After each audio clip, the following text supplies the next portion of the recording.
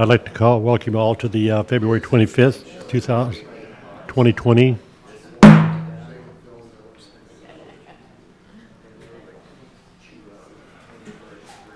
I'd like to call the order the Planning Commission regular business meeting, February 25th, 2020. It's 6 p.m. First order of business is roll call. Chairman Wassinger is absent tonight. Also, Commissioner Bates is here, is absent. Okay, Phillips is here. Malmakar is here. I'm the Vice Chair, Bruce Freeman. McFeeters is here, and Mr. Hobie. First order of business will be the approval of the minutes of January 28th. Do I have a motion? I move that we approve the minutes from the January meeting. We have a motion to approve the January 28th meeting minutes. I have a second. I second. Have a second. All in favor say aye. Aye. Opposed? Thank you.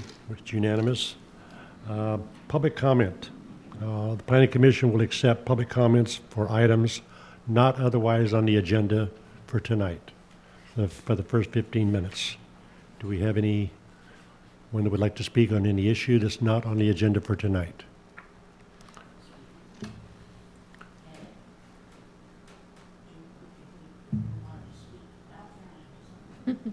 Seeing none, I'll close that portion of the public hearing. The first item of business for tonight's meeting is the Stormwater Comprehensive Plan. This is a public hearing. The Planning Commission will conduct a public hearing of the Oak Harbor Stormwater Comprehensive Plan. The plan is a document that provides guidance to minimize adverse effects of stormwater runoff on grounds and surface water. It identifies water quality and quantities problem associated with stormwater runoff and provides recommendations for implements and programs including cost analysis, implementation schedules. Planning Commission will take action and make a recommendation to the City Council at the close of the meeting. First item. I'll open this public. Thank you, Mr. Vice Chair. This is Dennis Lefevre, Senior Planner. As we did last month, I'll kick off with some brief comments on our planning document tonight. And my comments will be focused basically at the process that we engaged with this project. And of course, we have Kathy Rosen again and Brad Gluth from Public Works, who are the experts with stormwater, and they'll walk you through the body of the plan itself. As with any planning document that we review through the Development Services Department, we must ensure that it's consistent with our existing policies and goals in our comprehensive plan. This stormwater comp plan certainly does that, and in particular in our environmental element goal 3, our policy 3.B is really specific to this document. It says update the comprehensive storm drainage plan to incorporate appropriate guidance and information from the Stormwater Management Manual for Western Washington. That's the most recent Stormwater Management Manual that we've adopted. This plan certainly implements that policy. Another policy which this plan will implement will be under the utilities element. Policy 5.D, it encourages the use of storm drainage solutions which use natural processes to make existing infrastructure more efficient while protecting wetlands and drainage functions. There's elements in this document that will utilize low impact development techniques, which is basically implementing that policy 5D. As with any document that we also review, there's a State Environmental Policy Act protocol that we go through. It's called SEPA. This document represented a non-project action. There was a checklist prepared by Public Works, submitted to Development Services, which we reviewed. We opened a mandatory comment period earlier, well, actually mid-January. That closed. We received no comments from that SEPA checklist, and we gave it a determination of non-significance, which is fairly common for a non-project action. And finally, according to the Oak Harbor Municipal Code, Title 18, this is a legislative action. It requires this public hearing before the Planning Commission, and your recommendation then is carried forward to the City Council. I believe there's a session on the agenda for tomorrow's study session with the City Council on this topic, and I think the next step is for approval by the City Council in March. So it's a fairly quick process, but again, that's the process we've engaged. I will turn the podium over to, I think, Brad. Are you going to present the document? Brad Gluth. Thank you. Good evening, I'm Brad. I'm the city's stormwater engineer, and tonight is going to be somewhat redundant of a few weeks ago. I gave you the first 5 chapters and some drafts of 6 and 7. We went through at the last Planning Commission meeting that I spoke at. The first 5 chapters have not changed much. 6 and 7, 6 is the capital improvement project list, and 7 is the financials. So I'm going to go probably somewhat quickly through the first 5 chapters. If you have a question, just please bring it up as I go.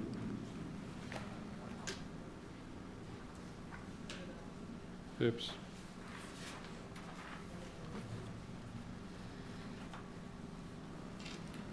Okay, so we have 7 chapters. 1, the introduction.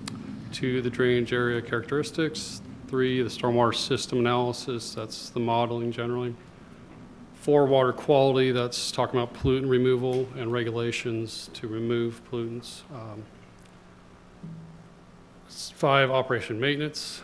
6, capital improvement plan. 7, the financial analysis. Last time we spent a lot of time on 1 through 5. So chapter 1 has the purpose and goals of the document. It provides guidance to minimize the adverse effects of stormwater runoff on ground and surface water, helps ensure the city maintains compliance with government regulations such as the Clean Water Act and the city's NPDES Phase 2 permit. The primary goal is to provide guidance to preserve and protect the water quality and hydraulic regime within the city's natural and man-made stormwater drainage system in the major receiving waters such as Oak Harbor and the Puget Sound. Any question on chapter 1? It's okay. Chapter 2 describes our local aspects pertinent to the stormwater runoff. It goes into infrastructure designs and such as topography, climate, tides, waterways and water bodies, tidal data, soils, critical areas, frequently flooded areas, wetlands, drainage basins, zoning, and land use. Any questions on that? Okay, I have large thumbs. 3 is the modeling generally. It's looked at the system, looks at our pipes and says, are these pipes large enough? Do we need new connections? Do we need to replace some pipes? Do we need to add ponds periodically to store water, detention ponds? That's how we get to the capital improvement list. That's how our stormwater model, our consultant puts into a program. It's a pretty high-level look. These aren't specific designs. It's a generic or general analysis, and helps us program our capital improvement plans, and then we do specific designs later. 2 things that we worked hard to incorporate in this comp plan are the mapping of the Gary Oak Prairie. That helps provide some relief from the regulations by allowing developers who build within the historic Gary Oak Prairie area that we have mapped to build smaller ponds. And the reason is that when somebody builds a project and they have to build a detention facility, the modeling in most places in Western Washington, they have to consider the pre-existing condition to be evergreen forest, which is a sponge. So if you're starting with an evergreen forest, regardless of what is actually on site, that you have to take that site back in your model to evergreen forest, and you're putting a bunch of pavement and a roof, your pond is sized for that difference in runoff between the forest and what you're building. So we worked with the Department of Ecology, and they said they recognize Gary Oak Prairie as that is legitimately here. We had to map it. We've done that, and they said, and we can, in those areas, we can consider the pre-existing condition as prairie, which is there's less of a difference between prairie runoff and a roof and parking lot, which downsizes the ponds when they calculate them. So that helps if you're trying to build something. It helps you get a little land back, reduce costs, and it's a legitimate application. Questions? I had, go ahead. In the size of the pipe that, and we're talking about corrugated rippling effect pipe, and we also have the smooth line pipe now that they're, some of the projects are proposing. Yes. Midstream of a project or a drain flow, doesn't that cause a problem where the pipe all of a sudden goes from one diameter, like an 18-inch, It then it goes can. to a 24, and then it goes right back down to an 18? Yeah, so so the model, we'll look at it, and it depends on pipe slope, of course. True. And you're correct, the smooth pipe is more efficient at flow, so the water makes it through that pipe faster than a corrugated pipe with the ripples in it. So generally, those projects, you're going to see that our near-term capital improvement project doesn't have a lot of those because those don't provide as much benefit for the dollar spent. It's really the ponds that are going to help in local areas where you can buffer that stormwater. You can store it for, let's say, 24 hours, so it doesn't go down the pipe anymore. It doesn't go down the pipe at the same rate. So most of those upsizing or changing the pipe interior, changing it from like an old corrugated metal pipe to a plastic pipe, Right. most of those projects are not going to be near term, and they're more of long term if we ever get to them, where we've categorized and prioritized other projects ahead of those because they're not as beneficial, like you're pointing out. And there can be problems if it's not done right, but we look at the slope, we do some simple calculations with something called Manning's equation, which takes that pipe roughness into account, and we look at it and say, does this make sense? Does it make financial sense, or does it make sense to store the water somewhere else during a storm upstream of that pipe, so less is trying to get into that pipe? And that's kind of my approach is you can only store so much more water if you go from an 18-inch pipe to a 24-inch pipe. You're not getting a whole lot of volume. But if you have an acre pond, you're storing a lot more water. So the other item that we worked hard on was the roof downspout infiltration trenches for the mandatory low-impact development. I went through that quite a bit last time. But the gist of it is we did a lot of math, and we proved mathematically that something the Department of Ecology was mandating, that we could provide equivalent environmental protection with less land and less money spent. And that will help when people go to build houses. It will help reduce costs and simplify things. Any questions on that? Actually, I want to jump back a little bit to what you were talking about with the Gary Oak Prairie. Sure. So the Gary Oak Prairie does not absorb as much water as evergreen forest. Is that Correct. Okay. And so the Department of Ecology says because the underlying terrain would not absorb as much since it's Gary Oak Prairie, our responsibility as a city for requirements for retention ponds is smaller. Correct. So it goes back to the modeling. So where there's historic prairie, the engineer can use prairie as what's called a pre-existing or pre-developed condition. So if somebody was doing a redevelopment, tearing down an old store, the parking lot, when they sized their stormwater best management practices, their detention ponds or infiltration ponds, they are required for most of Western Washington to consider, regardless of what's there at the moment, in their modeling, they have to consider it as evergreen forest, which has a lot of interceptions. So when it rains, all those fir needles, hemlock needles, cedar needles are intercepting that rain, acting like giant umbrellas. And then it slowly drips Slows it through, and there's a lot of duff under that, layer of organics that's very absorbent. The soils are usually pretty porous because those roots have been breaking up the soils and providing habitat for so it's a big sponge. So if the engineer is comparing and saying, I have to make up for the difference between evergreen forest, which is this huge sponge, and now I have a roof and parking, other things, sidewalks, and it's a small sponge, they have to size those ponds on that difference between the two absorbencies, basically. So here's evergreen forest, here's parking and roof. Well, prairie's in here, so the difference is smaller.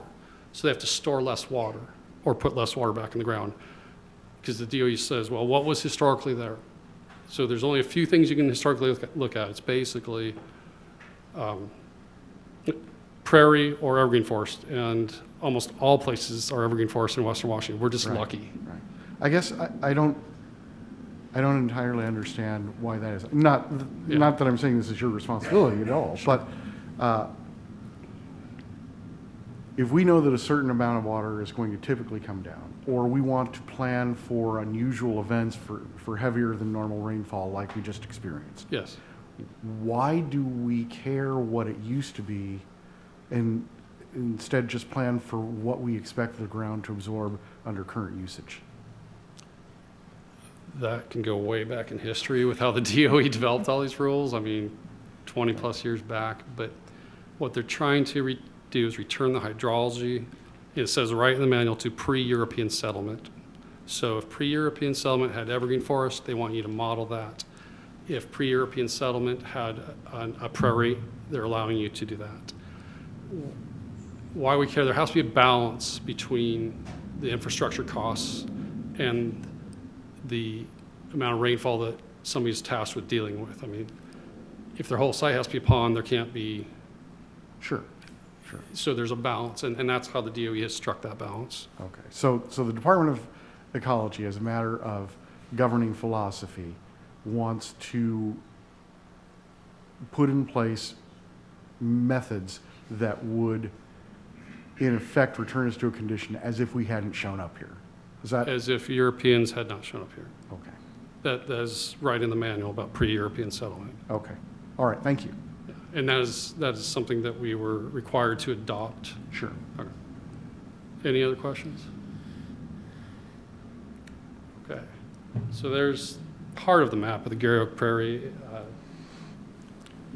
Couldn't put the whole thing on this PowerPoint screen.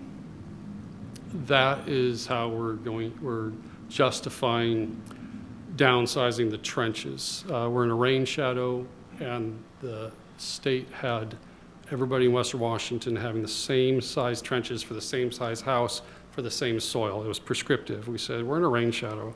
We're not the same as Olympia. We're about a third the rainfall, and the light bulb went off for them, and they said, yeah, okay, do some math. So we did it. So this will put the water back in the ground.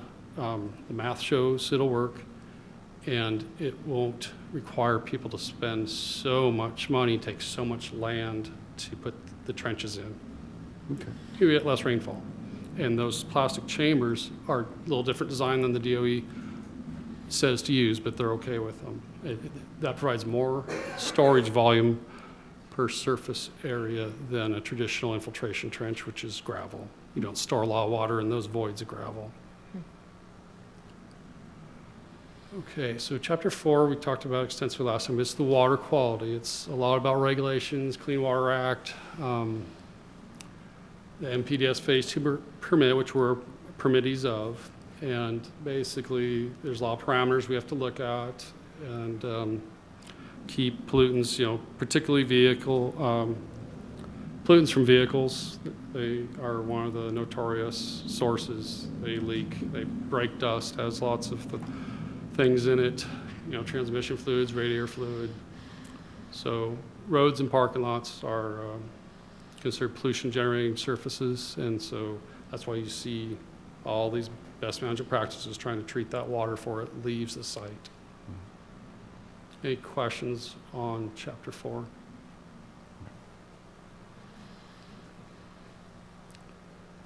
Okay. So chapter 5 is operation maintenance, and I think I said last time this one's pretty boring.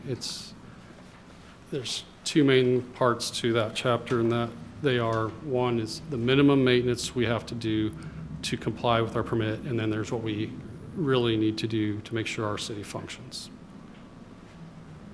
Chapter 6.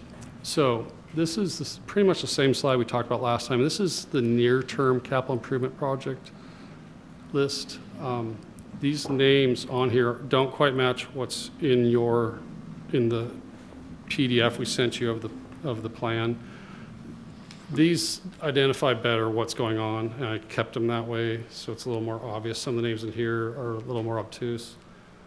So this is basically a 6-year plan, and by the time we get through these, if we get all of these done, we'll be working on another stormwater comp plan, and we'll look at all those other capital improvement projects lists that are in the book, because there's a lot more. The things such as, should we spend the money to upsize an 18-inch pipe to a 24? Will it really be worth the money spent, or is there a better way of solving that problem, or going from corrugated metal pipe to plastic pipe? So these are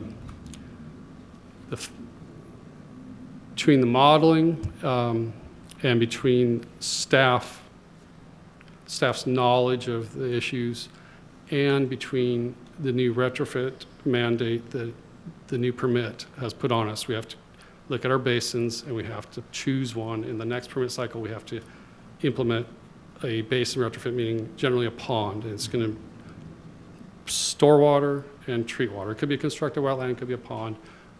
We have studies programmed in the 6-year list to look at least 3 different places. So I'll just talk through them real quick again. So the top one, extend outfall at City Beach.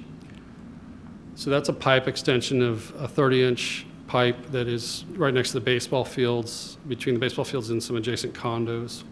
That pipe needs to be extended about 70 feet out to get past the sand. The sand washes up and blocks it at times, and we'll put a tide gate at the end of it. We already have a tide gate, but we'll put another one, a more modern tide gate that's more efficient. The Goldie Street, easy street vicinity conveyance, flow control and treatment improvements. That's to take some water off of Goldie that already flows through some properties there. The city owns a couple properties. We'll either construct a wet pond to buffer some of that flow, or a constructed wetland to basically provide some protection for downstream properties. That one actually is under design right now. Herrera Consulting is working on that. The west outfall pump and spill control vaults, that's the old 42-inch line that goes through Windjammer Park, and the idea is to pump against the tide. When the tide, we don't have a sand issue anymore blocking, because we extended the 2 42-inch pipes, which most of the city's stormwater goes through.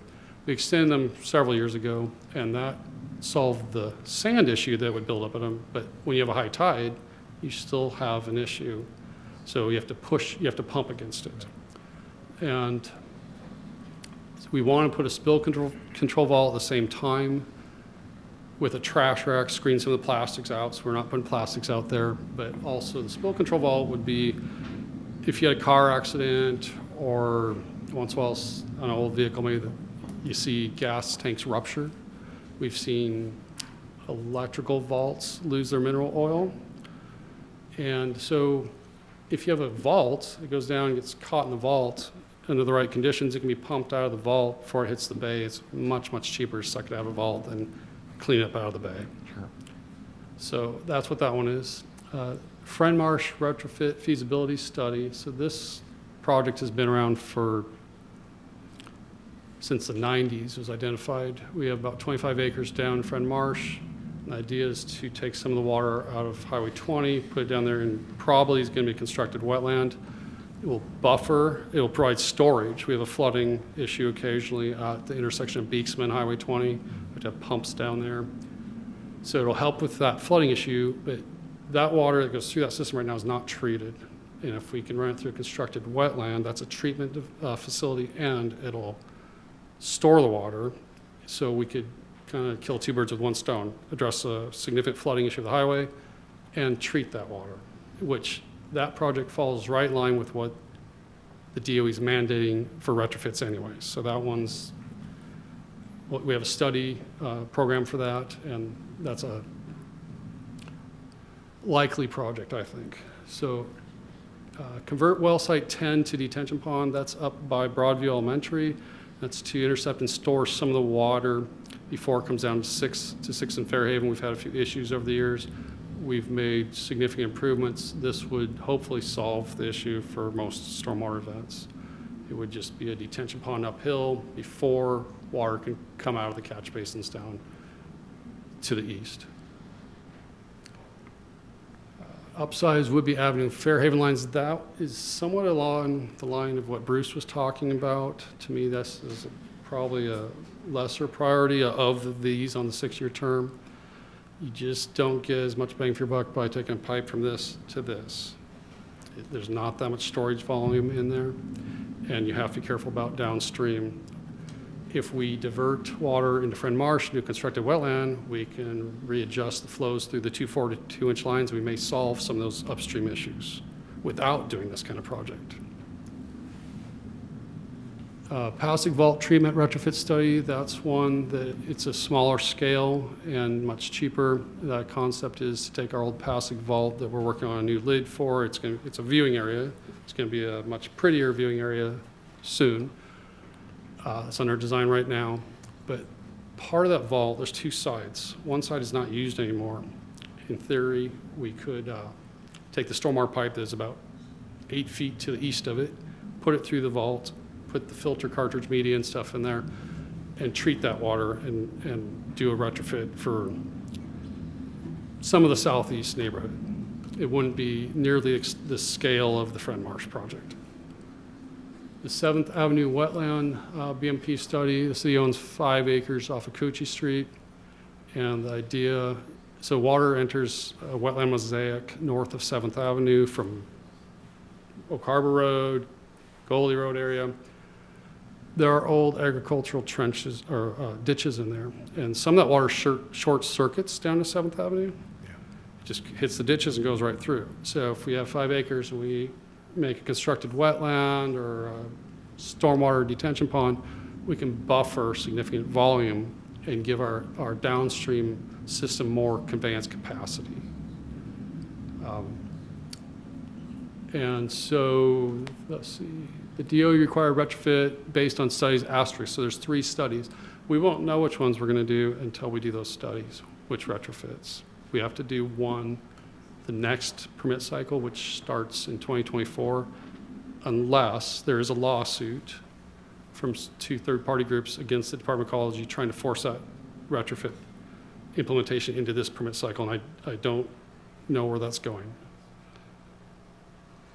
Any questions? Okay. So at the council retreat where they started talking about budget cycle and Yes. they look at the 5-year plan, kind of very much crystal ballish, how much detail did they get into in this kind of stuff? Any? I didn't go to the council retreat. Kathy was there and I know Blaine was I'm going there. to turn this over to Kathy for a moment. Did you get into that kind of detail at all? Not at the budget retreat, we did not. But when we go through the budget process, we do get into some pretty detailed forms that include the location, a description of the project, estimate of design, and estimate of construction, and if there's any land acquisition and those kinds of things. So as we go through this year, we will be preparing the next 2-year budget, and that's when we'll get into more detail on the So- 6-year CIP. Okay, thank you. But more relevant is the rate increase, Right. and that they will take another look at some of the projects we have proposed, as I think that council's going to look at that capital projects as part of the rate. I had another question. I understand that, of course, a couple weeks ago, it was historic rainfall. I'm sure you guys were working very hard, and thank you for that. And very unusual circumstances. But I'm curious, out of this, near-term list, which of these might be most helpful and preventative of a similar situation, hopefully 100 years from now? Hopefully never, but. So we didn't really experience a lot of flooding from the rainfall. What happened is we had what's called inflow and infiltration into the sewer collection system, mostly from the side sewers in the older part of town. They are made of old concrete or clay pipe that is very leaky, and we had such a high ground saturation, it was actually oversaturated and no more water could go in, and then we got the Pineapple Express dumped on us. And so water was just going into the side sewers and somewhat into our mainline sewers and going down to the treatment plant. So we have two separate systems. Stormwater is completely separate than our sanitary sewer in Oak Harbor. Some cities have those combined, but we're separate. Okay, so it doesn't, these won't really affect that situation? No. Roger. And we're going to have a discussion of what happened tomorrow at the workshop if you want to tune in. So this is the full CIP list. It's kind of hard to read, but it is in your packet. It includes the 20-year list. But really what we focus on for funding is the 6-year list. I Yes. had a question on that. I was looking through that, M6, the pump station and treatment vault down on Bay Shore. Yes. We just got done rebuilding that entire park. We're gonna have to dig it back up now? No, we'd dig up a order small to put- portion. The vault would not be very big. But are we replacing the pipes also that are already No, there? no. No? Wait, so that one, if you look at your document, there'll be there's a price range. Yeah, So there's multiple ways of doing it, and so we have a high-end price in there estimate, and we have a lower. Well, if we pump just against the 42-inch line, which takes a much bigger pump and it's a slower flow, we would just use the line that's there and we'd put some concrete boxes. So we'd dig up a very small portion of the park, and if we moved the vault further towards the beach, and a cheaper way of doing it might be to pump through like an 8-inch line. We might have to trench and put an 8-inch line next to the 42-inch line. okay. So we might have to do a little bit of trenching, but no, it'd be a minimal impact. It would be small. Okay, thank you. You're welcome. Okay. Any other? Can you go back to the previous list, Sure. previous slide? So there are, the Fred Marsh one is a long plan project that fits in with the DOE retrofit. And then you've got two near the bottom, the Passaic Vault study, the 7th Avenue wetland study. Those are both, I gathered, pretty much prompted by the Department of Ecology's requirements. Yes. Are those things that you would do, that you would try to put in the schedule anyway, or is it entirely prompted by what the Department of Ecology is imposing? Well, okay, so the Friend Marsh project, that one's been around for a long time before, and that's going to serve the community really well regardless of the DOE's requirements. The 7th Avenue, I would state that one, to me, I would want to do regardless of the Department of Ecology's projects or requirements, because it would provide some treatment, get some pollutants out, but it would also help with our stormwater capacity. So meaning, if you have so much water trying to enter the pipe system, if we buffer it by doing that 7th Avenue wetland, it could be a wetland or it could be a pond. And when I say wetland, it's not a natural wetland, it's what's called constructed. The purpose is to use it for stormwater treatment and storage. Okay. So if we did that on the 5-acre property we own, we could store a lot of water, which then, so instead of quickly entering the pipe system, it would slowly enter it, giving other areas the opportunity to drain more efficiently without overtaxing our system. Okay. So I would want to do that one anyways. The Passaic one would strictly be treatment for pollutant removal, and I would say that one's primarily driven by the Department of Ecology's requirements, although we do want to remove the pollutants from our bay. It's our bay. I think that one's going to be a cheaper if we do it, but it's not going to provide any flow capacity for us. It would just be pollutant removal. Okay. And it would be for a much smaller area. Okay. And then we had a bunch of projects that are listed with the construction year of 2027 or later. Right, so when they do this is a high-level plan.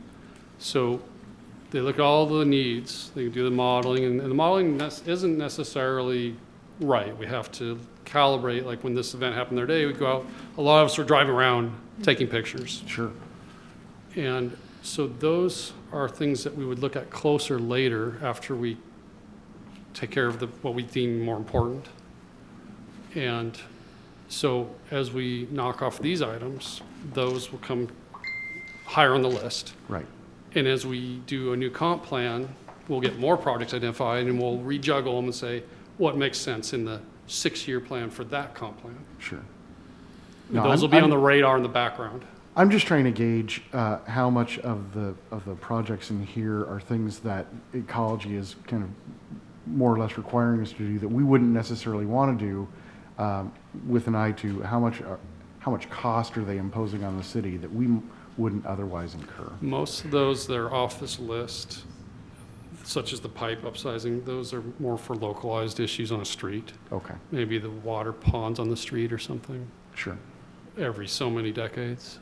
The system actually is getting a lot better because what has happened is as redevelopment happened, so when things, I'll just use the Heights School. So the high school was built, I think, in 1974. Right. I don't think they had a pond. So then they went through some projects over the years. They had a pond, one pond. Then they had the big remodels, $64 million, multiple phases. They had a whole bunch of ponds, infiltration facilities, treatment. So that's a redevelopment. And as they did that, the system downstream actually improved dramatically. I can imagine. So when you take something that was built a long time before any standards, you redevelop and you meet the new standards for redevelopment, which is less than new development. Right. It helps the system, and we've seen that a lot. It's like Walgreens. They have a bioretention in the corner, and they have more landscaping than what used to be there.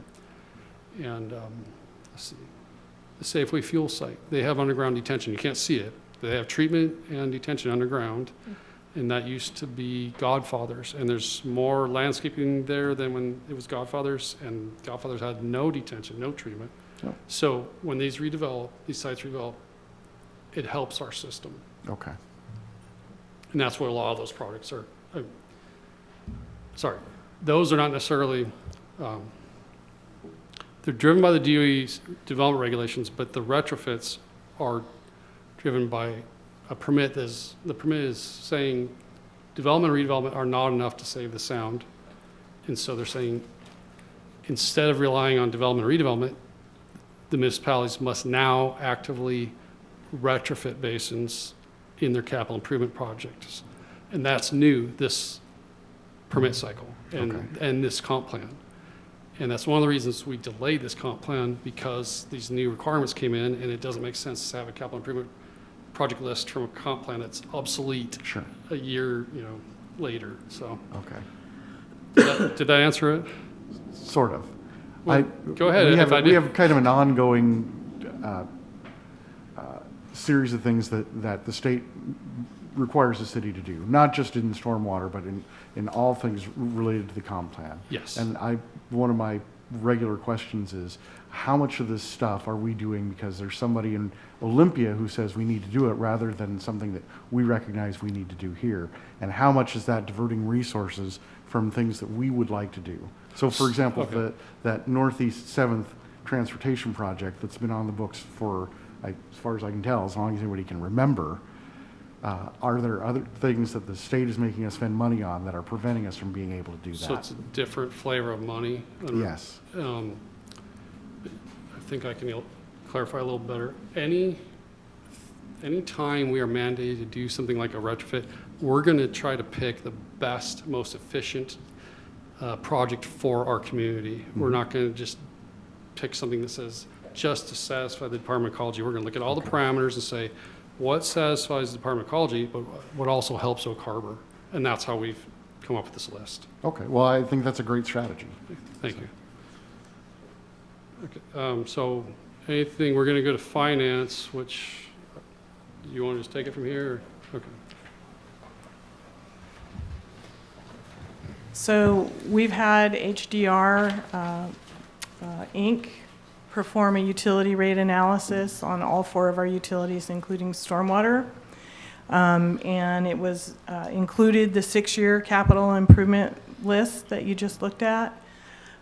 It was introduced at a city council workshop in January, and then there was a follow-up city council meeting on February 18th.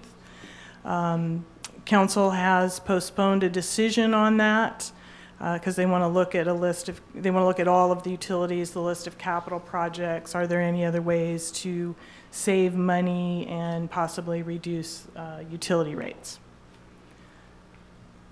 So you saw this slide at your last meeting. It shows the revenue requirements for the ongoing operations plus the 6-year capital list. And the rate analysis indicates that for 2020, 2021, and 2022, we would need to adjust rates by 4%. And remember, we talked about, let me find the pointer. There we go. Remember this decline here, this dash line is a 25% reserve that we've been trying to maintain in the storm drain fund. We try to keep that in all of the utility funds. That's one of the things council will be looking at, is whether or not we need to maintain 25% or can we go with something less. This decline here shows that we are using up reserves to do some of these capital projects, and then we have to gradually increase rates to maintain that reserve as well as fund the capital. So this is what the rates would look like if they were adopted as proposed. And remember, again, council is still considering these. Right now, single-family residence pays $14.22 a month. In 2020, that would go up to $14.79, and then another 4%, $15.38, another 4% up to $16, and then for the following 2 years, it would go up 2%. And we looked at the long range, including the 20-year list of projects, and from that 2023 moving forward, it would be an annual rate increase of 2%. So just, like a COLA, to do all of the capital that's on that list for 20 years. So do you have any questions on the financing of it? All right, so as Brad mentioned, the project was delayed for a couple of different reasons. Sorry, go ahead. quick question. As I'm looking at this table here and it says miscellaneous revenue, what sort of examples are there? Possibly permit fees. Sometimes there's interfund charges and things if somebody does work for somebody else, but it's really pretty small. Very miscellaneous. Yeah, it's not our rate revenues, which are our main source of revenue. So there were some staffing changes that caused some delays. We had other capital projects going on during those staffing shortages. And then as Brad mentioned, the big one is the NPDES Phase 2 permit that has changed the whole way we have to look at development and how we're going to clean up the stormwater. So we've extended the contract with our consultant through the month of March. We're going to be presenting this tomorrow at the City Council workshop. They've already seen a very early draft. It didn't really have the list of capital projects or the financing, and then we're hoping to bring it forward for approval on March 3rd, if not then maybe March 17th. Ms. Rosen, Yes. in looking over the different projects and the costs that are associated with those projects, are you able to complete the projects that you've identified in the past, or have you had to push those projects off because of cost factors? We haven't really had to push them off because of cost factors. It's really been more bandwidth when we've had staffing shortages. We just haven't had the staff to move those forward. We did have a lot of effort focused on the clean water facility. Now that that's completed, we're able to start focusing more on all of these other projects. But in stormwater, it really has not been a financial issue. Any other questions? So just to make the point for those folks who don't follow this, correct me if I'm wrong, but all of these things have to be self-sufficient. In other words, we can't do a separate tax for stormwater or something, right? The stormwater system has to be it's a user charge, effectively.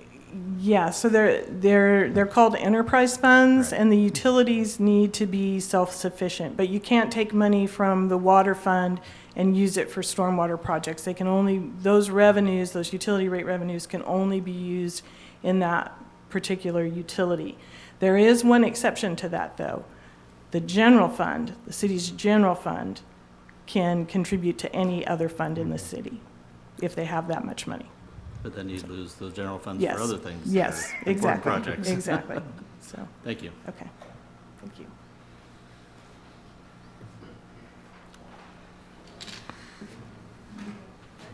I have no other question. I can close this. Was there public comment? Public comment? Do we have anybody that has public comment about this? Okay, please come forward, state your name. Hello, my name is John Allen. One thing that I would like to address, and this goes from something that I started about 4 months ago in an art class for my college. And it deals with public art, but the point that I want to get across is the Art Commission for Oak Harbor gets their money from the utility tax. How does that make sense? Like how? I guess my question to you guys would be, if we're talking about needing money for these projects, right? You have to look at your wants and needs. It's a need to have stormwater, an effective drainage system. And as I know for myself and a few other people sitting in here, they're here because there's issues. There's issues with the drainage system. Mm-hmm. And a lot of that is the drainage system coming from Oak Harbor and moving to boundary areas on the outside of those areas.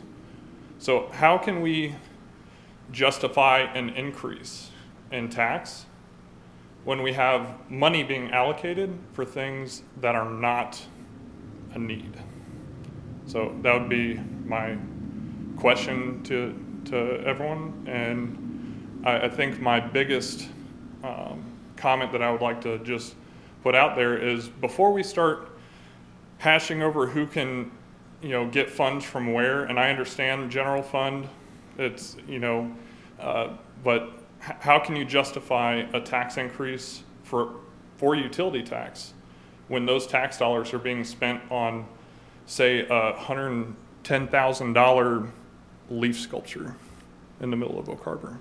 So I want to make my voice known that there's some issues, and if we're going to be hashing out about a rate increase over, utilities, I'd like an answer on that, please. Sure. Thank you.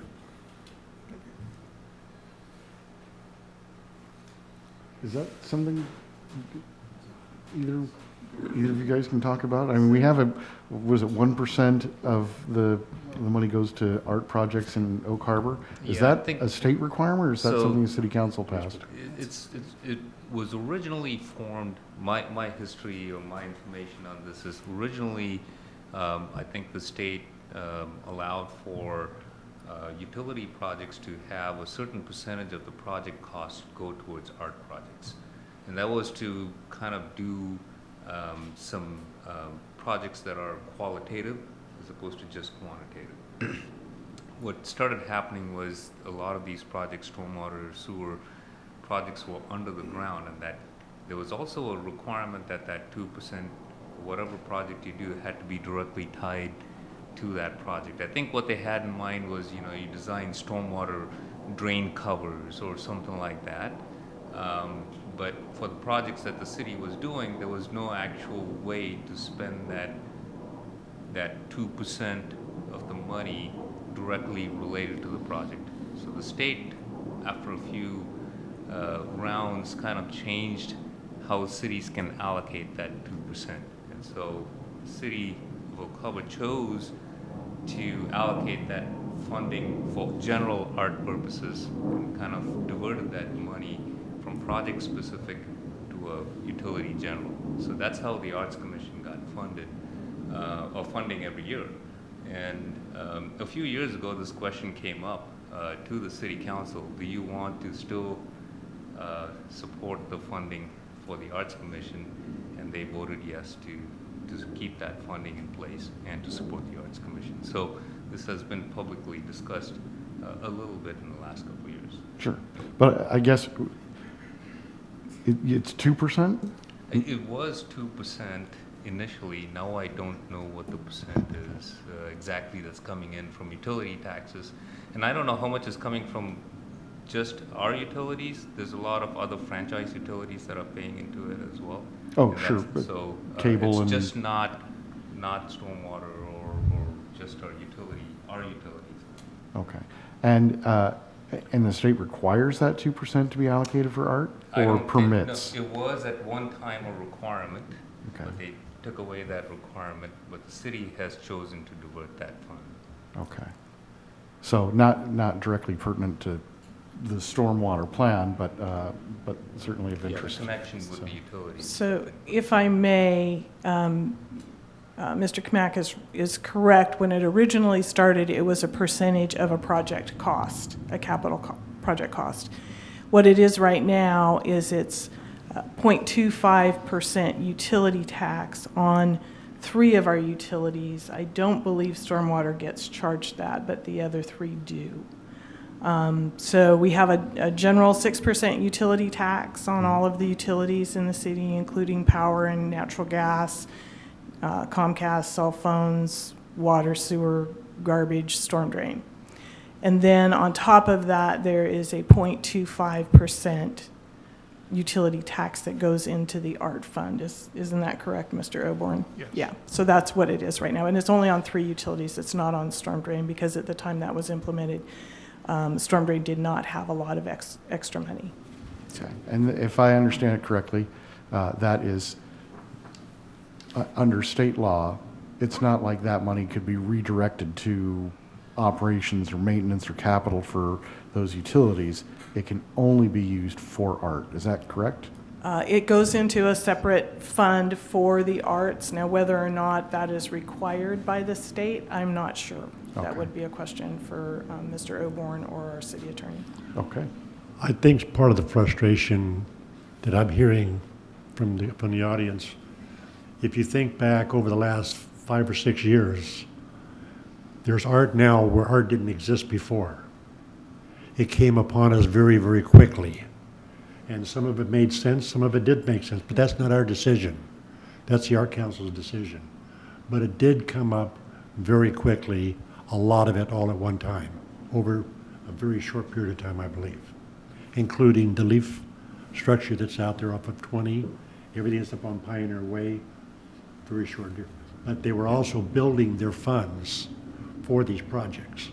Yeah, it's about $50,000 a year is what the revenue it gets, so we're not talking about a huge amount of money, but certainly that's a discretion, and I think with the rate increase, the council will look at options and maybe cutting that back. It's a policy decision they can make. Okay. Thank you.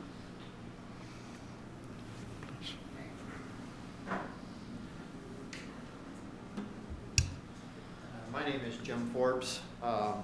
We live on the corner of Airline Way and Crosby.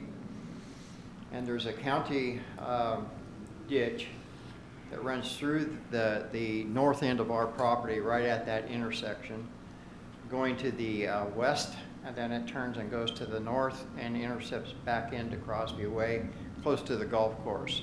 And then at that point, it turns and heads down towards Puget Sound. We've had issues of water backing up there, not good drainage, and stormwater that comes down. Now, it's also infiltrated. I understand that both the county and the city have water that infiltrate into that area. And that path to get it out of that area is obstructed grossly by one of those drain ditches. And the county actually, 2 years ago, appropriated $73,000 to address that drain ditch and to clean it and put it back into service. But there was 2 neighbors on that ditch that objected to them having access through their property to have access to that ditch to clean it. So the ditch never got cleaned. And so what it's done is it's impacting our property. Panda, who is upstream of us, has the same issue, that water stagnates. It can't get off of her property because of the ditch doesn't take it down to where it's supposed to go to. And I don't know, I don't know how you go around this to be able to clean a ditch that the county actually owns to get that water off of our properties to where it's supposed to go. And it's very frustrating. I've done some research to try and figure out a way that maybe a machine could be, and there is a machine that could get into that ditch and clean it without getting onto the,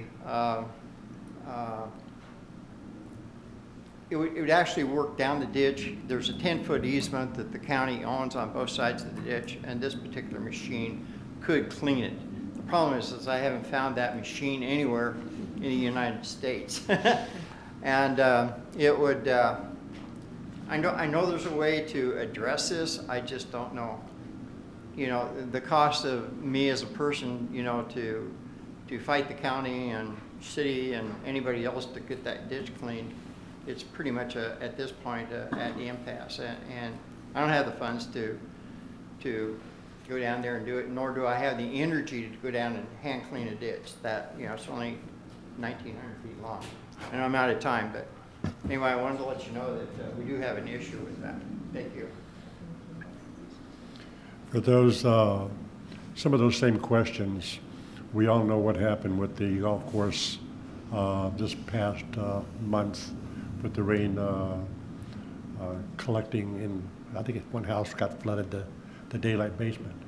But I'm also in contact with somebody with a golf course. It's, I guess they're in negotiations right now with the county because they've talked about that the drain trench there that comes along Fairway Lane and then goes back up to the northwest that is overgrown. There's culverts, open culverts in some areas.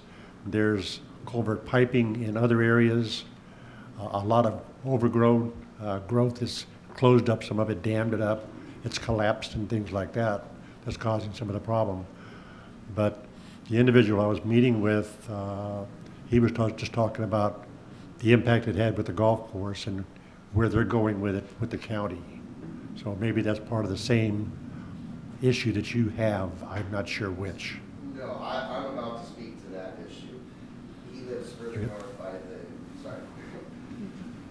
Trevor Thorpe, I'm the superintendent at Whidbey Golf Club. Hi, Trevor. The area he's talking about is up by the Gallery Golf Club in Crosby Lane up there. It's a different ditch than what we experienced. So, as you know, we got a lot of rain, but I'm not sure if you understand exactly how much rain. Okay, so the historical averages, January is 2.5 inches, February is 1.8 inches. 5 weeks into the year, we are at 11.56 inches at the golf course. If that's not a 100-year event, then I don't know how they calculate the 100-year event. My concern why we came tonight, that is not in your capital improvement plan in the next 6 years, but there is the golf course -1, the GC1, redoing the culverts under Fort Nugent Lane. That's only going to bring more water into Lowers Pond even quicker. And we clearly this year had an issue with, after the water leaves our property and goes through Fakima's farm down to Swantown Lake, there's the issue, that the tide gates down at Swantown Lake are not working. And it backs up, eventually backing the whole ditch up, flooding the golf course, flooding the gentleman's home on 14 Fairway. So, as I understand it, it's Army Corps of Engineers that's responsible for the tide gates. But we just came to see what was going on. It's not in the next 6-year plan, so we'll have time to discuss this when we redo our water management agreement in 2020. But it is an issue, and there's just more development going on. I don't see how dumping more water quicker onto the golf course is gonna help anybody out, because there's nowhere for it to go. Well, one of the things that, Trevor, I'll be working with you in the future on some other issues, but since I've been on the commission, and a number of you have been as well, we've seen developments that's come up. And part of their drainage process is they're gonna pump water into the Lowers Pond. I mean, the one over on Swantown that we approved like 3 years ago, yes, they have a retention basin, but they're also pumping into the golf course property. The one that was just done on Fort Nugent recently, within the last 6 months, they're gonna be pumping that into the golf course properties. It seems like all the properties around there pump their water into the golf course. Into my ditch. So Yeah. there's a point of saturation that concerns me, okay? Because I'm sitting there at the back of Flowers Pond watching it rise. Right. Okay, and then I drive out on Fairway Lane and I see where there used to be golf course and now it's all water, although it's receding quite quickly, but that's always the issue. And then I see the amount of water and everything above the golf course is all hillside and it all drains down. It comes across the water or across the highway, you know, and so it's going to drain to the lowest point. That's my concern with all of these stormwater issues. It's a almost 4 square mile drainage basin. Yeah. So think of 11 and a half inches over 4 square miles. Full All of came water. onto that property. Yeah. And we can't get it off fast enough because Swantown Lake isn't draining into the ocean as quickly as it should. I talked to residents down there on whatever the road is that in between the lake and the ocean. West Beach. They had never seen Swantown Lake that full. And I went and looked at the tide gates, and there's the 2 cement, vaults. There's water barely moving through one. The other one has no flow whatsoever. The larger one, in fact, has no flow whatsoever. Thank you, Drew. Thank you.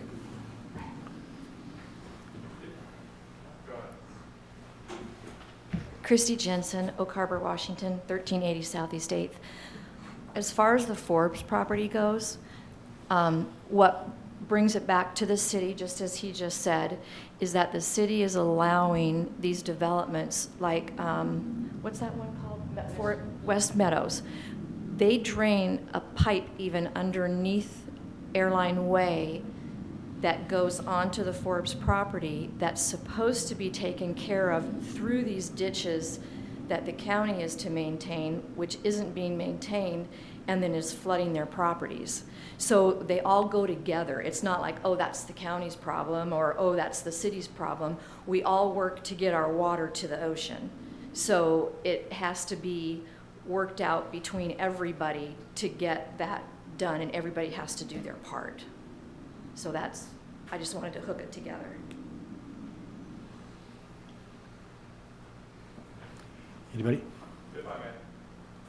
Okay. Also, John Allen again, and as she said, that was what my question was, or my comment was going to be. All of us have been battling issues between the city and the county, and one thing that I've noticed is that in a lot of the municipal codes that I've read through, responsibility isn't adequately placed between the city and the county. For instance, if we went to the county, they would blame it on you guys. We come to you guys, it gets blamed on the county. Just something to keep in mind because right now, you guys are writing the plan and you have active input into what goes into the plan. So something that I would just keep in mind as you're going through this is to put more emphasis on responsibilities, especially in regards to, if a plan or a permit is required, you have to go to the county anyways. But who's responsible for it on the back end? So I just want to, reemphasize that responsibility is a reoccurring problem that we're finding between the city of Oak Harbor and the county. And then just to finish, The municipal tax code on my previous question is municipal code 2.29.120, and it states, monies allocated to the arts fund from the utility tax shall be placed in the general fund with a direct allocation to the art acquisition and maintenance fund pursuant to OHMC 3.71.060. So it seemed like there was a lot of confusion, and I just wanted to kind of put it out there. Thank you. Thank you. Is there anybody else? That'll come This- to- I had a real quick question for everyone here. The problems we're seeing this year with the water and everything, is that a reoccurring issue every winter? Yes. Or every season you guys see this? Yes. Okay. And it doesn't matter if it's a, high event year or a low event. Okay, thank you. We have a list. I came to. What was your very name, ma'am? hard. I thought I was supposed to go in that room, so I've sort of already talked to you. But we have a letter and we have a list of studies that we've done. And I'll just read the letter very quickly. And then I have all these maps and I have the memorandum agreements. I have the Whidbey Island Conservation study that I paid for back in 2013, I think it was. I have pictures showing that where the county gave me a Google pictures of what it used to be before all of this happened. And so I have those pictures with their dates on them. My pictures don't have, some of them don't have dates, but so I use the county pictures. Anyhow, on this letter, I said that the storm drainage system currently runs off properties onto county properties, and that really is what we're addressing here, because it destroys not our property, but Panda's property, your property, the golf course. It destroys everybody's property when this happened. The city supposedly, I said, has a ditch on the east side of Airline Way that runs down to Crosby, but they just provided a culvert to stop the ditch when they developed West Meadows. I mean, so it's this what John is talking about people, the two having to work together, and neither one's to fault. What's to fault is they're not able to work together. They should have the properties being annexed to the city to the south of us, cleared all those trees and everything, and we didn't, like I said, we didn't do anything to impede that or anything. That the mayor owned the property. We didn't do anything to stop it. We were trying to help. But unfortunately, all of their stormwater, without the trees and without everything else, now it just sort of goes zoop, and there it is, and they say, well, you're the low spot and water runs downhill. And now they're right about that, but so when I addressed that to them, I said, this one ditch that Jim was talking about, I said, if you could get that clean, and now it's not the county's really fault or the city's fault that Dave and the neighbor won't let anyone pass over their property, even though the county owns the easements and the ditch. It isn't that they own it, it's that it's owned by the others. Anyhow, I've asked the city or the council to deepen the ditch on Crosby. Now, I've asked that for several years, and I went down and talked to the golf course people, and I'm not a really good talker, okay, but I went down and I asked them, and they said, well, you're flooding our property, and no, it isn't us. It's the storm water problem that it just keeps going downhill, like he said, and even the golf course can't do anything about it because it still goes downhill, and you've got to eliminate that problem. So anyhow, the Whidbey Island Conservation District completed a whole study, and I want to give you that study. I paid for that study, and they did that whole study showing where the problem was, and but nothing because I don't know what I'm doing, nothing I seem to do works, and we gave the county the easement they requested for that one ditch. And we have two, what they call, I think it's called a judgment, two judgments, where it goes with the property, but what's happening is lawsuits don't answer anything. It's working together that answers things. It's not this other, and that's not just because I'm 77. Most people feel that way. And that's why you try to always do for your neighbors and do for your community. That's why you do for your church. That's why you do for everything. Anyhow, that's what we have. We even gave the city an easement for a big, what they call sewer pump station or whatever that is. We didn't do that for us. We did that for the community. And we did that because we know the city, you know, you want to help the city and you want to help your neighbors too. So you've got that draw. But anyhow, we sent Bill Oakes a picture of this machine that shows where it goes into a ditch. And the county said we had $73,000. Well, maybe they could lease this from somebody. We're trying to find out who that is. But if they could lease it, they have the people, and the city does too, that would be able to drive this machine. You know, it isn't like we could go. I mean, I have a little bit of a walking problem. I can't actually get on a machine and take on a ditch. I mean, I can't even get to the ditch. And so. Well, ma'am, can you give us that letter? Yes, I will. Okay. And but we also bring you copies of the Forbes drainage thing that the conservation district gave us, and I just didn't.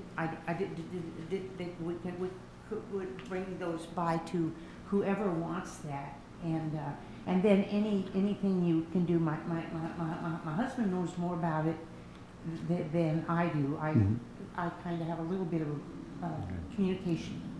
So thank you. Thank you. Okay. I'm going to close the public hearing. Okay. One person wants to talk. You got one person wants to talk. I thought she spoke already. I spoke last meeting. Okay. I'm sorry. Your name? It's Anne or Panda Brett. And so, because I spoke at the last meeting, and I'm hoping you remember what I've said, but I'm really happy to hear it. Unfortunately, I'm happy to hear that you have now sustained some flooding and you finally understand what I've been talking about for more than 30 years. I've been on my property for 39 years, and I've watched the city expand, and I've watched the amount of water increase on my property. And so there's just a couple of other comments that I don't think I made last time. Meadow Ridge was an annex. That was the first property that became annexed out in our area, Crosby Road, Heller, Meadow Ridge. They had problems with their detention pond, and also the city, when they gave that permit to Bill Massey or whoever the developer was, water was just flowing across the road onto a neighbor's property right into septic. Then the city gave a permit again to Bill Massey for Red Wing.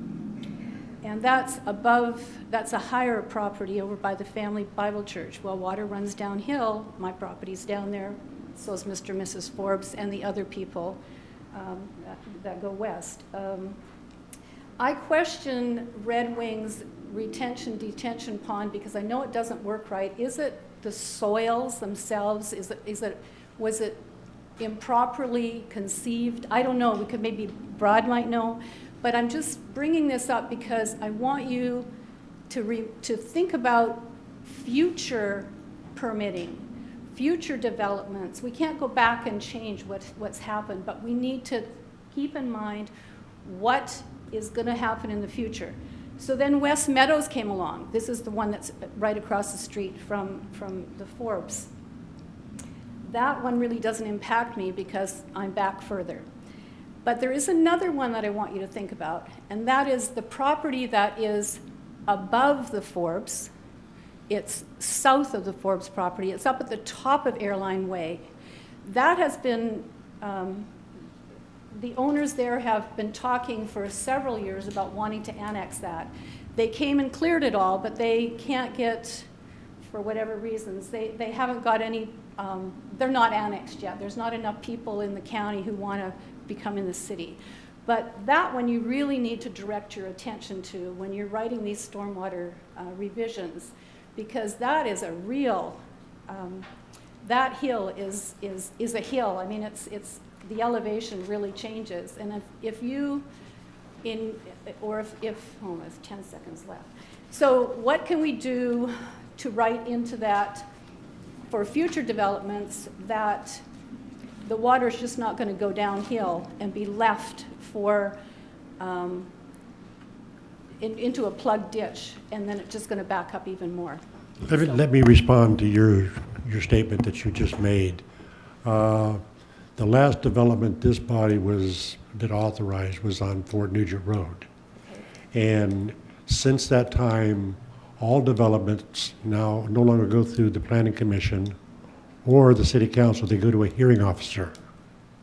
Oh, so I'm speaking So to it the no wrong longer place. comes through this body. Okay, right. Okay, but everything that you're talking about has been on our minds, and these questions that have been brought up tonight by not just the audience, but also this body. We question the same thing. Where's all this water going? Because there are properties that are on the hillsides and the water all runs down. But when the developer comes in with engineering documents that say they can do this, they've just signed it off, is what's happened. So they've met the requirements of the state law. They've provided their signature on an engineering document that says that this will work. Okay, so they've mitigated the issues that the citizens have had. So, okay? Thank you. Thank you. I actually have one question for all of you folks. The real problem here, if I understand what you've been telling us, is that ditch is plugged. If that ditch could be unplugged, would that solve the problem that you're all experiencing? It needs a complete overhaul. Okay. And one of the primary reasons that it's not being done is that there are some landowners whose land would have to be, they would have to give permission for the county to go and do that work, and they're not willing to do that? Is that? So Can I that understand that? is part of it, but also, you have your urban growth, and that urban growth has been just creeping in closer and closer and closer. All of us, we live, I can throw a rock and hit city limits. Sure. So, and part of this problem, we talk about development, but when we speak of development, we're talking about, where's that water gonna go? And one of the biggest issues that the county has is that the county has all the right in the world to traverse as much water across a private property as they see fit, because the way the legislation is written is as long as the water's not excessive. You can't quantify what excessive means. Right. It's So that's non-specific. that's part of our issue, with urban growth, what that excessive water is, and then the responsibility of when we have a problem, who can we go to? Because we wouldn't be sitting in this meeting if we didn't have these problems. Sure. So the situation then could be solved in a couple of different ways. One, if we could get that ditch unplugged, and second, if there was less water coming downhill from what is within the city limits. Is that fair? Okay. And also answer to your question, county has, there's easements against every property along there given to the county to be able to go in there and clean those ditches. But we had several meetings with the county to go in and clean those ditches, and it's just way down here on the list, and they'll basically say, we have other things to do. So that's part of it. Okay. All right, thank you. That's all I got. Now I'll close the public hearing. Okay. Comments from the commission? Mr. Vice Chair? I would like to thank our public input on this topic tonight. There is a positive recommendation in your staff report. One revision I would like to make is that the year be changed to 2020 versus 2019. Oops. there's no other comments, I'll make a motion. I move to recommend that the City Council adopt the 2020 Stormwater Comprehensive Plan as presented. We have a motion to approve. I second that. We have a motion and a second. All in favor, say aye. Aye. Opposed? Motion carries. Okay. Central Business District. Item number 2 on the Planning Commission's agenda is the Central Business District Code Review. This is a public meeting. Staff will make presentation on current and proposed land use permits within the CBD zone district in response to requests of Oak Harbor Main Street Association.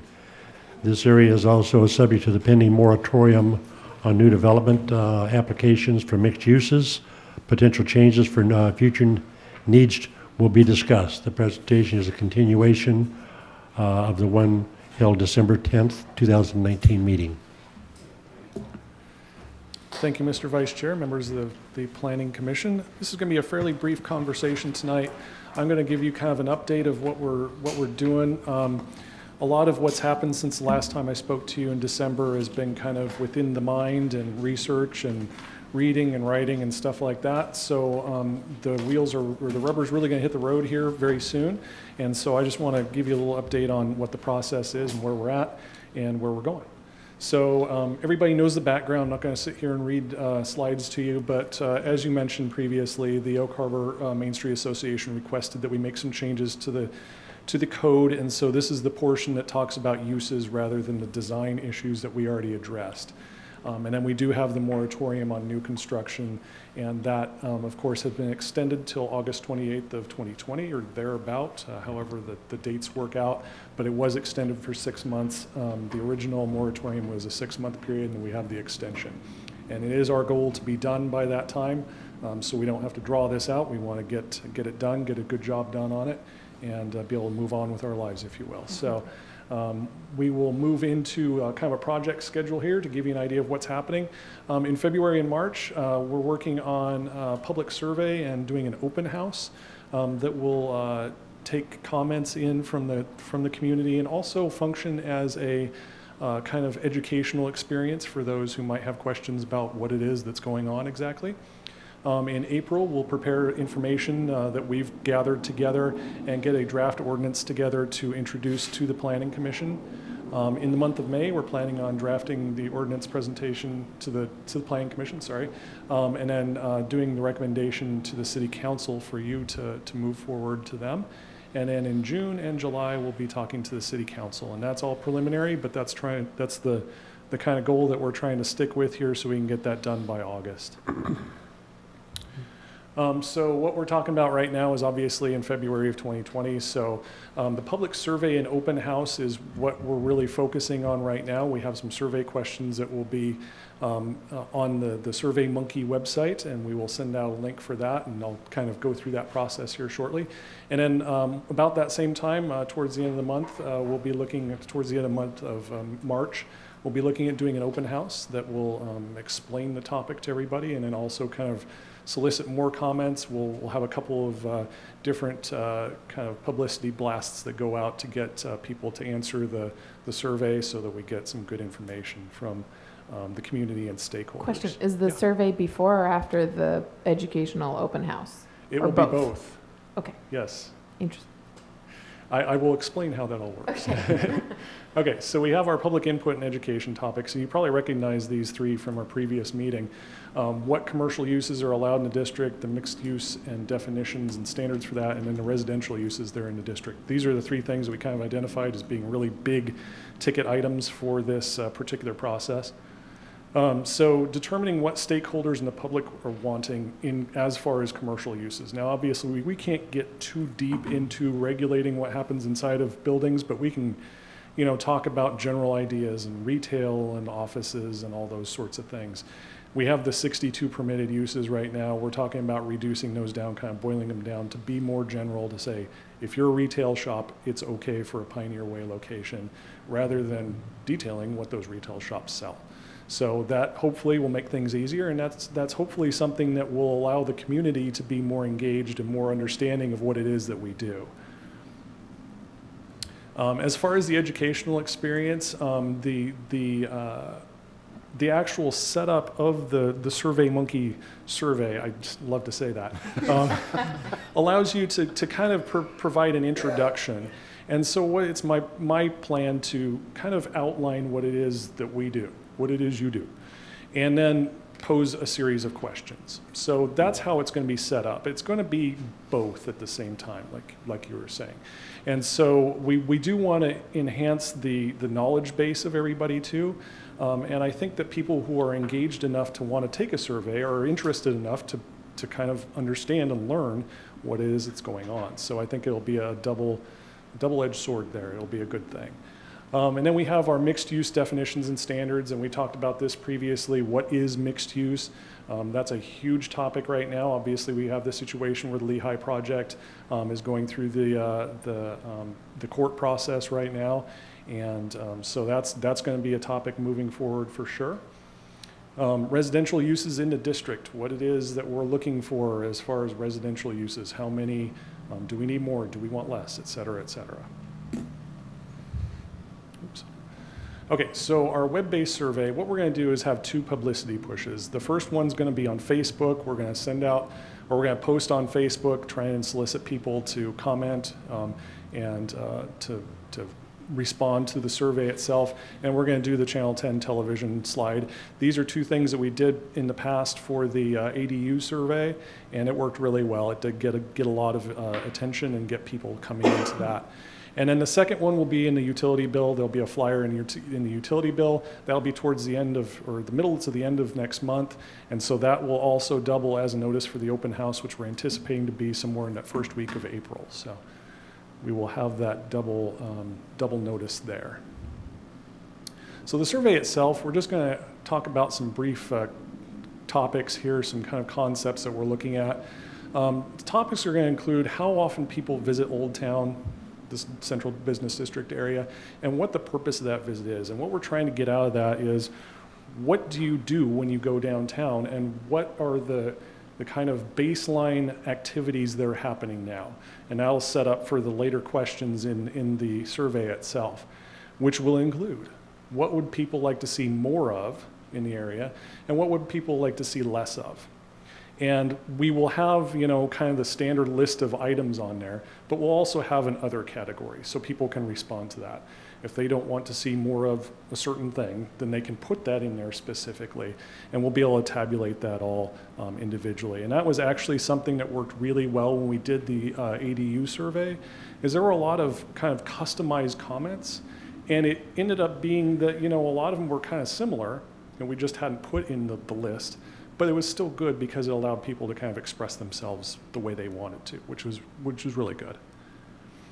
And then we have what I call the magic wand approach. If you could take a magic wand to downtown Oak Harbor, what would you put there? And I think that this is kind of one of those things where, just setting aside all of the issues and the politics and, the construction costs and all that stuff, what is it that you would want to see downtown? What is it you want for downtown, Old Town Oak Harbor? And so I'm expecting, or I'm hoping at least, that we get some really creative ideas. What do we want to see ultimately in our downtown area? Do we want to see, nightlife? Do we want to see local businesses? Do you want to see, more of tourist kind of activities? What is it you want to see? And that hopefully will kind of get us directed in a path that's really going to work well. So, as a function of a educational opportunity, what we're going to do is we're going to have some of that information hopefully put together. We're going to set it up in here. I did this for the temporary sign code when we did that a few years ago. Had some boards up, talked about what it is that exists now and where we want to go with it, have little dots and stuff that people can put in different topics. So it's going to be really kind of interactive, and we're gonna push the publicity on that one, because I really do want to get as many people involved in this as possible. And we're going to work with the Main Street Association to try and get them to get their people out here too, because we want the stakeholders, we want the residents, we want everybody here. We want a good cross section of people to be able to kind of give their input on this and put their stamp on it.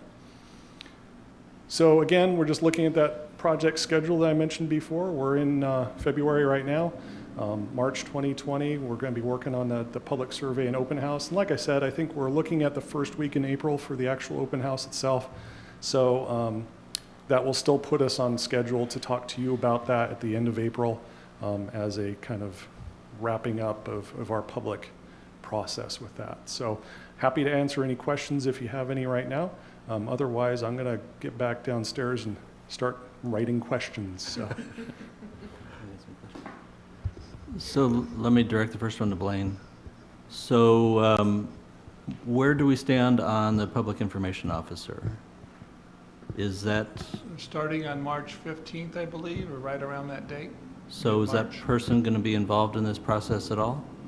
It will be, but there's going to be some internet and the website that they're going to do priorities, and I was just thinking about that too, but I'll certainly integrate that person in everything that we had, and certainly on surveys, integrate that individual into it, and so we'll have to look at capacity, but certainly I kind of, the same thing you were talking about this, when you talk about surveys, the PIO people have a lot of experience in it, and the individual we're hiring has a lot of experience, so certainly can share resources and share ideas. So Yeah, pretty excited of where he's going at with this too, but certainly on the whole thing. And I just really like me and we're kind of having a little bit of side thing, but it was kind of relevant to what we're talking about here, because we just had conversations here today about code base and trying to get more on look and fill rather than the zoning issue, because the zoning's kind of, you regulate what's there. I think what people really want to see and what resonates in the downtown is more of the facades and the look and feel and the conformity that you need on it, and how it benefits by having that conformity and makes it more synergy. It creates more synergy in the downtown. So they're doing a lot of studies that are kind of paralleling with this that I've had some exposure to, and with the new director in the downtown and the synergy that's bringing. So hopefully it's all kind of tied together. They're kind of looking, we started off on one thing, they kind of moved on to another thing, and we're still doing the initial proposal that they've done. So we'll try to integrate that together, because the individual who was kind of the impetus for the thing that we're doing now is kind of moved on, and they've kind of looked at it a new look. But we'll tie it together. I think there was a lot of good information in the initial proposal here, and I think they'll bring in new studies here and new kind of ideas here, and by having that opportunity to get their input, we can kind of really look at it. And I know we've had a lot of stuff in the past too, but I like what he's doing here. He's dovetailing it into the actual ordinance that we're going to do, so it's really relevant to have current input. So back to the PIO, the reason I asked that is because the public information officer is because you guys are great at doing what you do in planning, but you're not communication experts, and it'd be great. I mean, we've done a couple of these surveys. We did it with ADU. The parks folks did it with Windjammer Park. We've done it on a couple of times, and sometimes there's questions in there that aren't exactly worded the way that they need to be worded, and it'd be really great to bring a communications person in as early as possible so that we really nail this.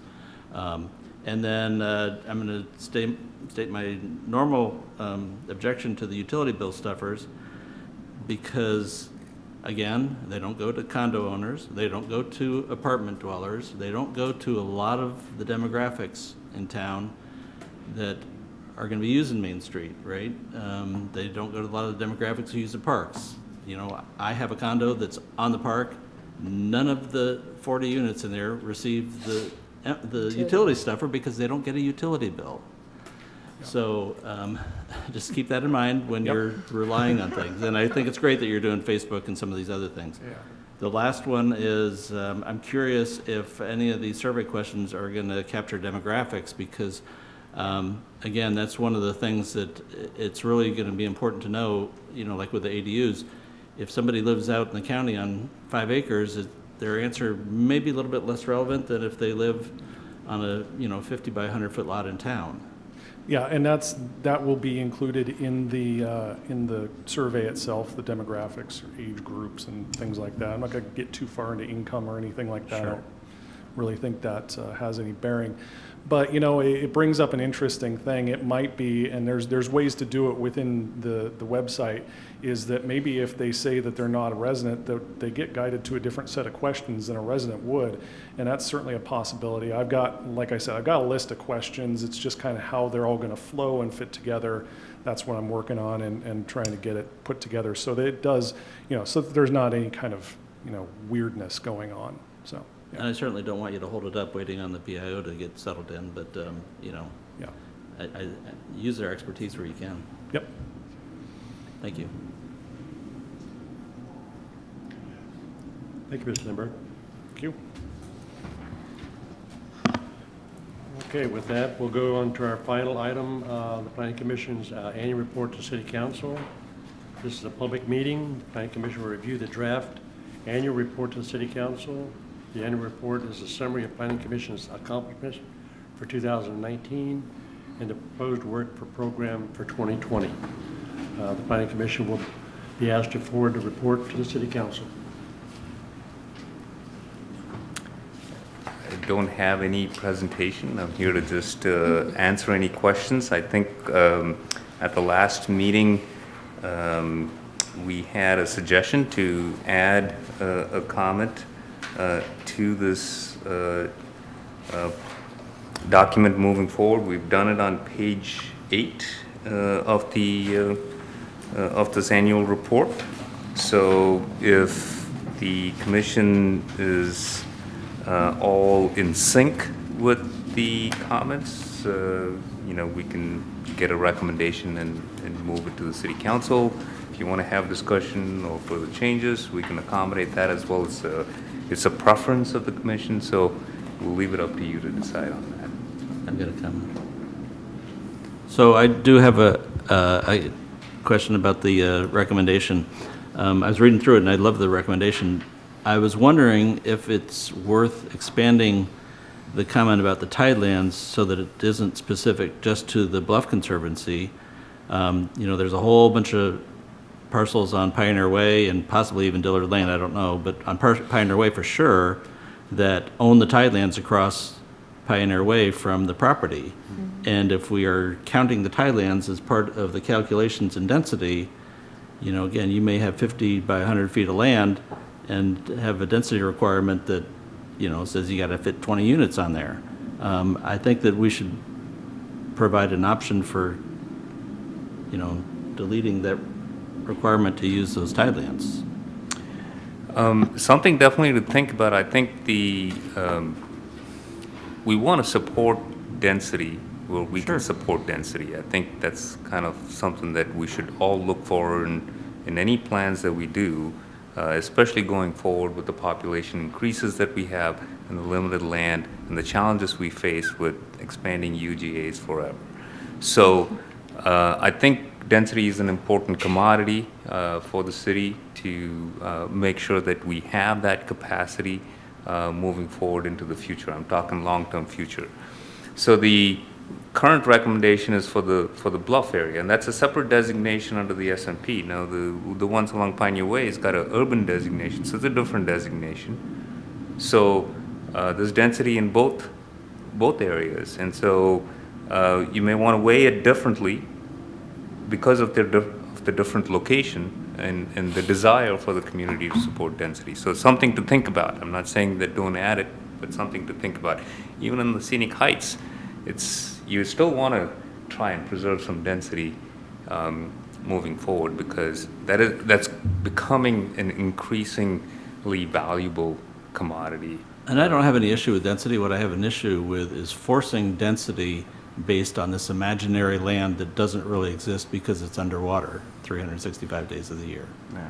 That's my only problem with density is why pretend that you can build on tidelands when you can't build on tidelands? Well, I'll speak to that since I came up with the recommendation. I built the recommendation really to address the hillside, and wasn't really sure whether it was most appropriately put into ordinances or the Shoreline Master Program or both. And so I tailored it to that Bluff Conservancy designation in the SMP. I have no objection to extending it to the other parts of the tidelands. I just don't know how well that shoehorns into the Shoreline Master Program, if that turns out to be the right place to handle it. I think for our purposes this evening, all of these things are going to come through the Planning Commission one way or the other. So we would have a chance to take a whack at that piñata if we wanted to. But I certainly would accept a friendly amendment to that if you wanted to do that too. I actually agree with you. I don't think it's necessary to amend it. Because it will. I mean, it's going to come up in front of the city council just like it comes up in front of us. So, but I do want to make sure that we're on the record that, this is something that needs to be considered because it was just absurd. True. Well, I mean, in fairness, we have areas that are land that's covered with wetlands, primarily, and we do allow for transfer of that. So we do have instances other than the shoreline where we are encumbered by other critical areas that we give the benefit for the property owners to have some benefit if they were to have that entire property. So there is ways in the code that other critical areas can use for density, and that's the same thing that applied in this case with the hillside as well. Yeah, I remember that kind of being a topic of discussion during the hillside thing, and I'm not sure that that analogy is ideal, because absent the critical areas ordinance, the areas that are covered by that could be built on, whereas there's, not completely impossible, but as a practical matter, there is no possibility of building in the tideland. And so exempting the tideland areas from the calculation of the area of the parcel for the purposes of density seems to make a lot of sense. I refrain from judgment on the critical areas part for wetlands, since I'm not going to be here for part of the discussion. I don't put it past people. We see other communities where they have extended their structures over the water. You can see it in Coupeville, you can see it in other places. Sure. It is not out of the question for property owners, if there is value and if there is a desire to go in that direction. The human tendency is always to do that. So as much as today's world that we don't see those possibilities, people are very creative in how they get things. Is this something that we have to move forward to do? A recommendation would be great to move forward. Oh, well, sure, okay. I didn't know if you wanted to actually amend that or, no? Okay. Good. Well, in that case, I move that we forward our annual report to the city council. I second. We have a motion to forward the recommendation to the city council. We have a second. All in favor, say aye. Aye. Opposed? All passed. Thank you. It's unanimous. Okay, that concludes tonight's Planning Commission meeting.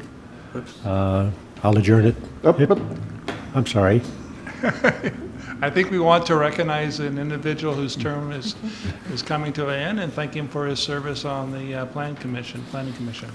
I was leaving us. I was actually going to interrupt and say, since this is my final meeting, I want to say that it has been an honor and a privilege. I have enjoyed this immensely. And for those of you who are watching, whose numbers are counted on one hand, if you are concerned about the future of your community, this is an outstanding place to volunteer. An incredible learning experience, and clearly has opportunities to make an impact in the community. So thank you all very much. I had heard rumors, but I had never heard the fact. Yes. Until just then. So you will be missed, Alan. It's been a pleasure working with you, and you bring a lot to the table. Thank you. So come back and see us. I will. Anybody else? Thank you, Alan. Yes. Okay. Thank you. With that, the meeting is adjourned.